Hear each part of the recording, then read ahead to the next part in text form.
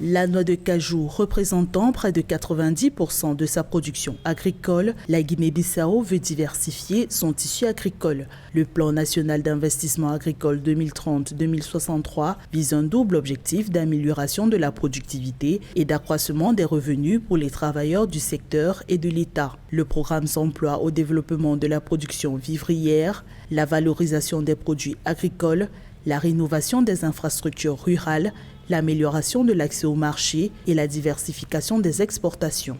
On sait que la Guinée-Bissau repose pour l'essentiel sur la culture de la noix d'acajou. C'est presque 80% à presque 90% de leur production. Et je pense que l'intérêt du nouveau gouvernement est vraiment de pouvoir diversifier.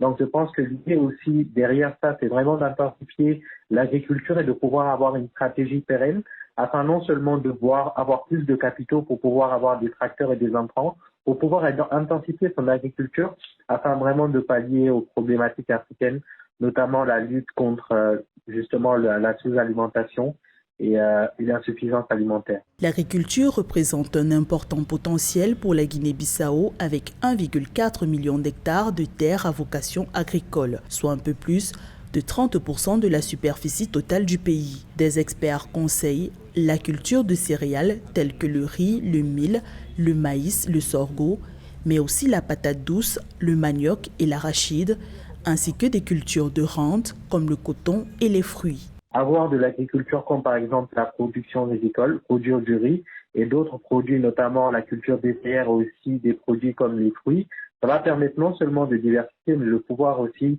avoir accès à une production qui pourra être écoulée dans les pays de la sous-région.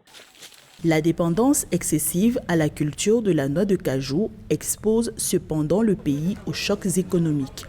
L'agriculture joue un rôle important dans la balance commerciale du pays, puisqu'elle génère plus de 90% des recettes d'exportation. Cependant, le secteur agricole bissau-guinéen reste fragile du fait de faiblesses structurelles exacerbées par des tensions sociopolitiques.